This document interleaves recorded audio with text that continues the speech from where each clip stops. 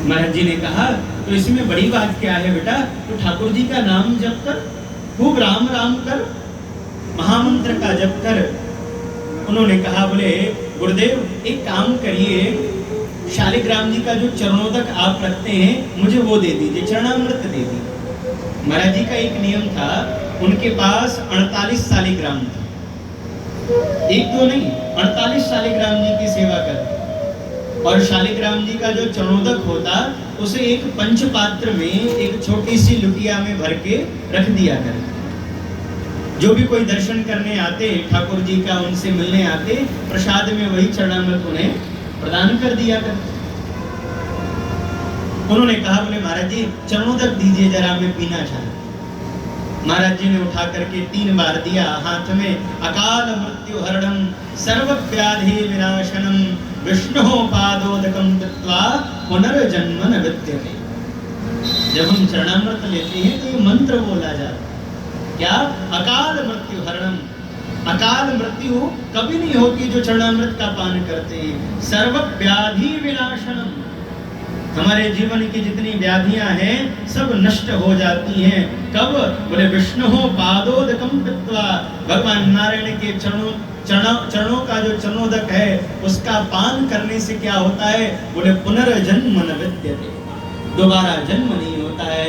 जो एक बार शालिग्राम के चरणों का चरणोदक पान कर लेते हैं उनका दोबारा जन्म नहीं होता। कहिए राधे राधे। महाराज जी ने ला करके दिया,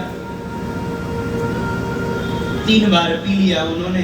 फिर उन्होंने कहा बोले महाराज जी और चाहिए मुझे, तो पूरा पंचपात्र ही पकड़ा दिया, ले बेटा सारा पी। सारा पीने के बाद में उन्होंने कहा महाराज जी थोड़ा सा और चाहिए। महाराज जी उठे, एक शालिग्राम जी को उठाया, स्नान कराया और स्नान करा के फिर से दिया। फिर उन्होंने पी लिया। फिर उन्होंने कहा बोले महाराज जी थोड़ा और चाहिए। महाराज जी का शरीर थोड़ा स्थूल था, मोटे से थे थोड़े। महाराज जी ने कहा बोले एक काम करता हूँ, एक शालिग्राम जी को उठाया और उठा के गंगा सागर में ही डाल दिया। जो गंगा सागर होता है, लोटा होता है, उसमें एक चोंच निकला रहता है, उसी में डाल दिया। ले जितना पीना है उतना पी ले, भर पेट पी। उन्होंने सारा पिया महाराज को, पेट भर लिया। फिर उन्होंने कहा बोले महाराज जी एक निवेदन करना चाहती हूँ, आपके गोद में सर रखना चाहती हूँ। बोले ठीक है बेटा आजा रख ले। तो सर में, गोद में उन्होंने सर रख लिया। और सर रखने के बाद उन्होंने क्या देखा, इतने में उनका बेटा आ गया बिल्वमंगल, जो कि जयपुर में नौकरी करता था।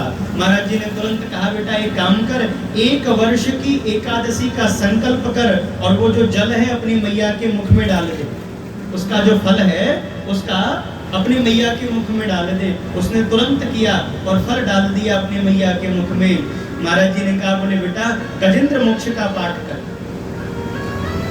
इतने में ही उन्होंने क्या देखा, जिस पति ने उनको लगभग 25 वर्षों से छोड़ दिया था वो पति भी चले आए। उन्होंने कहा महाराज जी देखिए आज तो ये भी आ गए। बोले तो ये सब छोड़, ठाकुर जी का नाम ले। तब तो इन्होंने 3 बार कहा राम राम राम।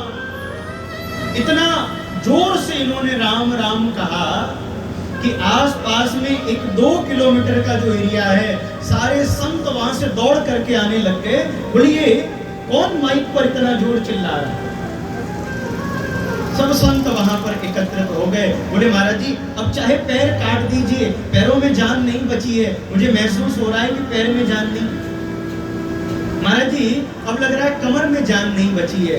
महाराज जी लग रहा है अब हाथों में जान नहीं बची है। महाराज जी कहते बोले कुछ दिखाई दे रहा है? बोले हाँ महाराज जी एक व्यक्ति दिखाई दे रहे हैं। बोले कौन दिखाई दे रहे हैं? बोले सामने मेरे रघुनाथ जी खड़े दिखाई दे रहे हैं, जानकी जी के साथ खड़े हुए हैं, वही दिखाई दे रहे हैं। इतना कहते ही जय श्री राम कहते ही उनके नेत्र बंद हो गए। महाराज इसका अर्थ यही है, ठाकुर जी साक्षात आए और गायत्री को लेके अपने साथ ही चले गए।